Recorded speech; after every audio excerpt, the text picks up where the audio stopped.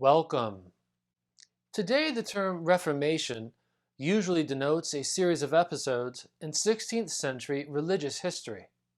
Most familiar here is the phrase Protestant Reformation, which is generally understood as having begun in 1517 with Martin Luther. But Reformation is a much older idea. It didn't begin with Luther. Today, we'll look at how Reformation became the great keyword of Western Christian history between the 15th and 16th centuries.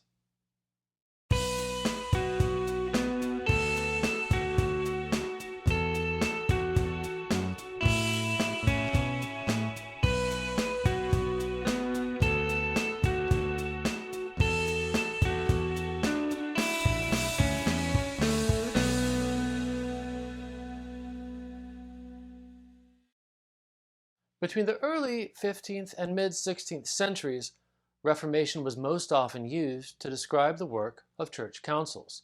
There's a simple reason why Reformation became such a popular term, and that reason is schism. Between 1378 and 1417, and then again between 1439 and 1449, the Latin-speaking church split between rival claimants to the papacy.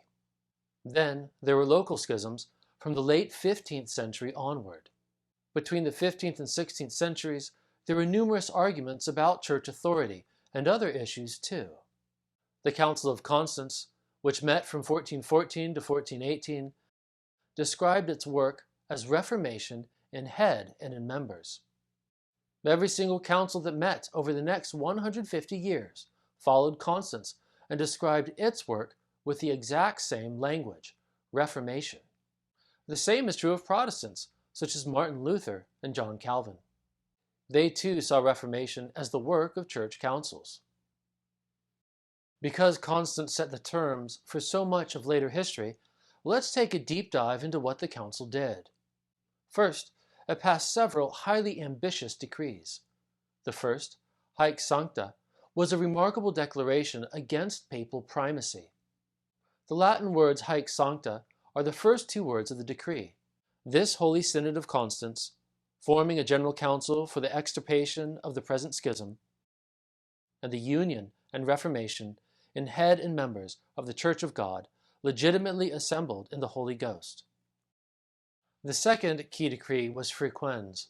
It required regular councils to become a feature of how the church was run. Frequens called for a follow-up council to be held 5 years after Constance, and then new councils would be held every 10 years after that. Before we move beyond Constance, we need to unpack one matter. Since the time of the Apostle Paul in the 1st century, Christians have described the church as being like a body. When Constance called for Reformation in head and members, it depended on the same image. Reformation therefore pertained to the entire church, from those at the top of the hierarchy to those at the bottom. Ideally, the church would be like a healthy human body. But in the 15th century, it wasn't. So, here Constance depended on a second image, that of monstrosity. Even before Constance, Catholics described a divided church as monstrous. That is, the body of the church was disordered and deformed. Monstrosity wasn't just rhetorical. People back then really believed in monsters. And they believed that monsters were a sign from God, a sign of impending judgment. So calling the church monstrous wasn't a small thing. It meant that the church was under judgment. And this meant that Reformation not only sought to reform the church, but to stave off divine wrath. And this is exactly what Constance and later councils aimed to do. Like Constance, Basel also described its work as Reformation. But whereas Constance helped reunite the church after a 40-year schism, Basel saw a new schism emerge, and it lasted 10 years. The Pope of the time, Eugenius IV, believed that the papacy should be the final legal authority in the church. The Council of Basel disagreed, and it countered that final authority was only in a council. And so, the council split. The schism begun in 1439 ended in 1449, but Latin Christians found themselves beset by recurring controversy about authority in the church. Did the Pope have greater authority than a council? Or did a council have greater authority? In time, some advocated yet another option, neither papal authority nor conciliar authority, but royal authority. From this standpoint, final authority rested with each local ruler. As the 15th century wore on, Latin-speaking Christians saw no resolution to these debates. Instead, they saw only an exhausted truce. In 1511, the Latin Church split again. This time it was a short schism of barely 2 years. But it followed after nearly a decade of renewed calls for a council. Frustrated by the refusal of the Pope to do so, the Holy Roman Emperor and the King of France jointly called their own council to meet in Pisa, Italy. The Pope at this time was Julius II. He excommunicated all who gathered in Pisa and called his own council to meet in the Lateran Palace in Rome. This council is known as Lateran V because it was the 5th such council to ever take place in the Lateran Palace. Like the earlier councils of Constance and Basel, Lateran V also described its work as Reformation. But unlike Constance and Basel, Lateran V did not endorse councils. Rather, it endorsed papal primacy. Lateran V ended in 1517. It's one of the oddities of history that almost no one today talks about Lateran V. Most people probably don't even know that it happened. But many people do know that in 1517, a German monk named Martin Luther nailed up 95 theses for debate. And, at least in the traditional version of the story, Luther's 95 theses led to a very different Reformation. Not a Reformation by council, but an event now called the Protestant Reformation. In truth, this traditional version is a product of legend. For example, Luther's last name was Luther. The name Luther was actually a pen name. He took it from the Greek word eleutherios, which means freedom. The name Martin Luther translates as something like Martin the Free. Furthermore, there is no evidence that Luther ever nailed up any theses for debate. This is a story that actually dates to after his death. So who was he really? Luther was a monk who lived and taught theology in a rural German town called Wittenberg. He first attracted attention because he rejected the sale of indulgences. This was a long controversial practice, in which some church officials claimed that giving money to the church could release souls from purgatory. In fact, purgatory is a belief unique to Catholic Christians. They hold that there is an intermediate place in the afterlife between heaven and hell. It's where less righteous Christians go after they die. Matters rapidly spiraled out of control, and when the papacy proved unsympathetic to Luther's message, Luther advocated councils against papal authority. Consequently, he was excommunicated in 1521.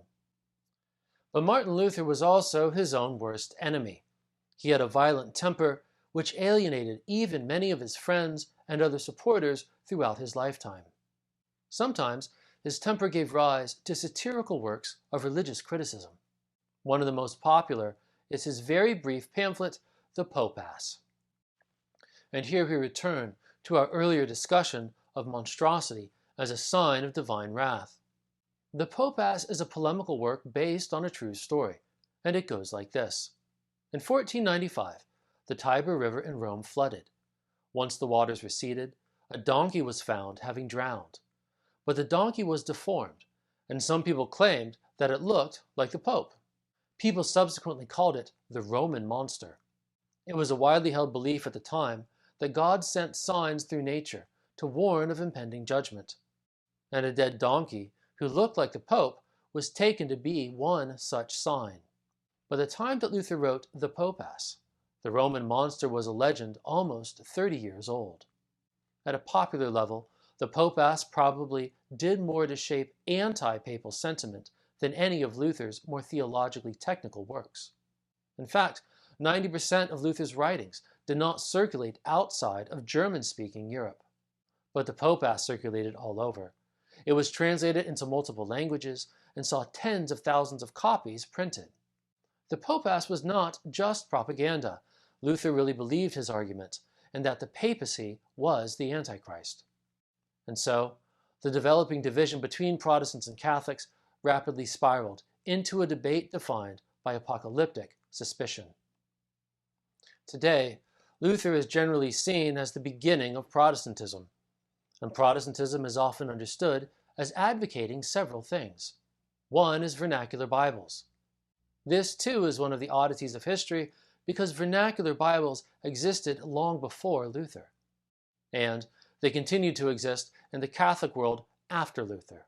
But from the beginning, Protestantism did pick up two other ideas that began within Catholicism, and which were discussed at the Fifth Lateran Council. One was the reform of preaching. As the 16th century went on, good preaching, or at least better preaching, became a value shared by all Christians, Protestant and Catholic. But Protestantism did become unique in one way, and that is the development of vernacular liturgies. Lateran V saw discussion of this too, but did not act on it. By the early 16th century, liturgy was mostly in Latin. Select portions were in the local language, namely readings from the Gospel and the sermon, but the remainder of the service was in Latin. Like some at Lateran V, the first Protestants endorsed vernacular liturgy, and vernacular liturgy became a defining feature of Protestant services from the very beginning. Catholic services, however, remained primarily in Latin until the middle of the 20th century. Luther did not voluntarily leave the Catholic Church, nor did the early Protestants. In an attempt at finding concord, the early Protestants wrote the Augsburg Confession, which they submitted to the Holy Roman Emperor Charles V in 1530. Unlike the Pope asked, the Augsburg Confession avoided mockery and harsh language. It instead emphasized the many points where Protestants and Catholics agreed. However, and like Luther, the Augsburg Confession supported councils over the papacy. In fact, in the Augsburg Confession, evangelicals pledged that they would participate in a council if one were called. But when the opportunity came, they refused. A council took decades, but the Pope finally called a council, and it met in 1545. It is known as the Council of Trent, because it met in the city of Trento, which is in Italy. It was in some ways an unusual council.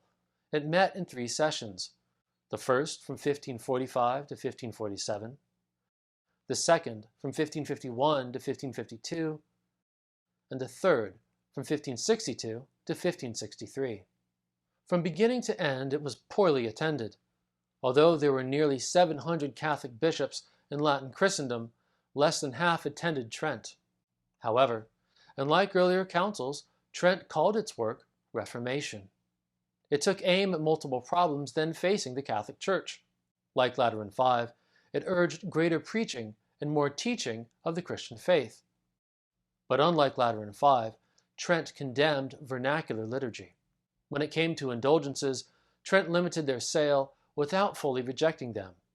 But Trent sidestepped the issue of church authority, refusing to define the role of the papacy, while nonetheless conceding that the Pope had more authority than a council.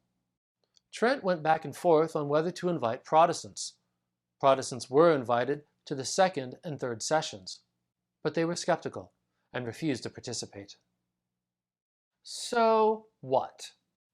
By the mid-16th century, the Latin Church was no longer a single church, but was a growing number of many churches. Luther had been excommunicated, and his excommunication remained in force, even though some Catholics, including bishops and archbishops, agreed with various elements of Luther's protest. But Protestants proved just as inclined to excommunicate each other. The first generation of Protestants split into distinct groups, one called Lutheran, which retained many Catholic ceremonies, and another called Reformed, which rejected all ceremonies. So, among Protestants, the very existence of liturgy became a bright line of demarcation.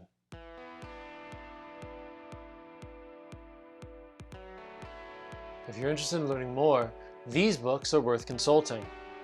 The wider background of conciliarism and debates about church authority are well covered in Joseph Canning's impressive work, Ideas of Power in the Late Middle Ages, 1296 to 1417. Beginning with arguments over papal authority, Canning follows the story through the Council of Constance. Next, a fine overview of conciliar ideas can be found in Paul Avis's work, Beyond the Reformation, Authority, Primacy, and Unity in the Conciliar Tradition. Avis covers the 15th century, but also looks beyond it and follows the story through into modern church history.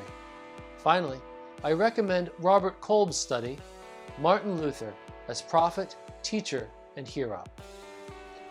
After Luther died in 1546, he was partially transformed into a wonder-working Lutheran saint. But Kolb argues that Luther was primarily seen as a prophet and preacher of the Word of God. That's all for now. Thanks so much for watching. Please hit the subscribe button, feel free to leave a comment, and I'll see you next time.